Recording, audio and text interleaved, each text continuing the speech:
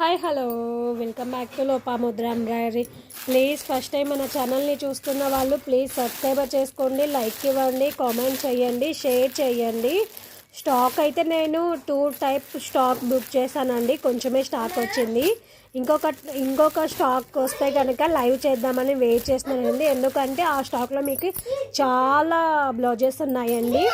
వీటిలో మీరు ఏవైనా సింగిల్ తీసుకుంటే 330 రూపీస్ ఫ్రీ షిప్పింగ్ అండి. ఇవి వచ్చేసి 1100కి 4 blouses free shipping, free booking అని పెట్టాను.